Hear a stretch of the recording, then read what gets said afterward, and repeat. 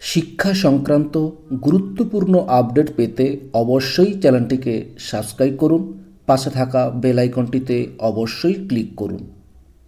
দেওয়া 6 সপ্তাহের ডেডলাইন পেরিয়ে গেলেও ডিএ তো মিললই না।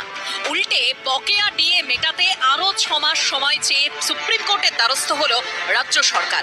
এদিকে সুপ্রিম কোর্টের বেঁধে দেওয়া সময়সীমা পেরোনোর পরই রাজ্যের মুখ্য সচিব এবং অর্থ সচিবকে আইনি নোটিশ পাঠিয়েছে রাজ্য সরকারি কর্মীদের সংগঠন confederation of state government employees.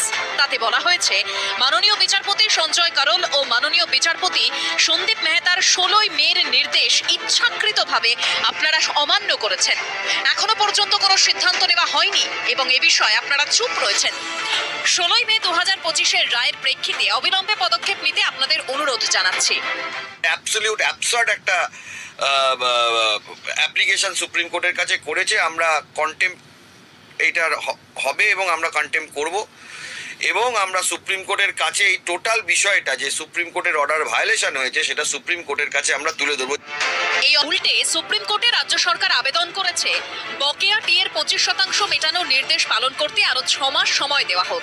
পাশাপাশি আবেদনে জানানো হয়েছে রাজ্য সরকার ওই 25% টাকা সুপ্রিম কোর্টের কাছে জমা রাখতে চায়, কারণ ডিএ মামলার রায় সরকারের পক্ষে গেলে কর্মচারীদের থেকে ওই টাকা পুনরুদ্ধার করা সম্ভব হবে না।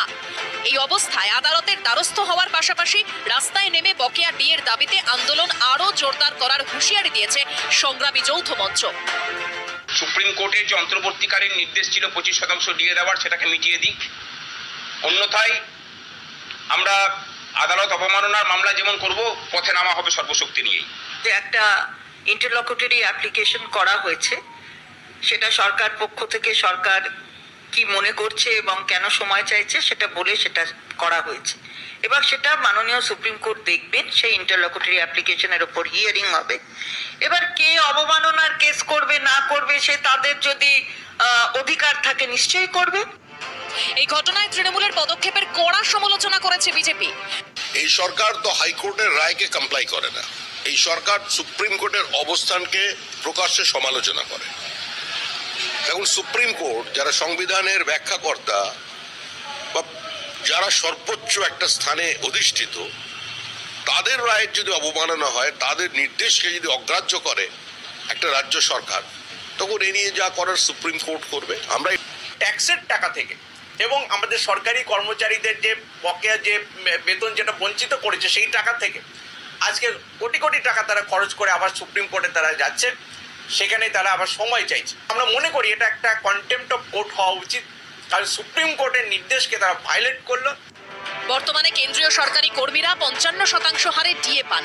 অন্যদিকে সর্বশেষ বিধানসভা বাজেটে 4% বৃদ্ধির পর রাজ্য সরকারের কর্মচারীরা এখন ডিএ পান 18% হারে, অর্থাৎ এখনো কেন্দ্র রাজ্যের মধ্যে ডিএর ফারাক 37%। সেই ফারাক কি আদৌ মিলবে বকেয়া ডিএ?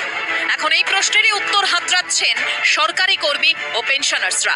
সুপ্রিম কোর্টে ডিএ মামলার পরবর্তী শুনানি 4 আগস্ট।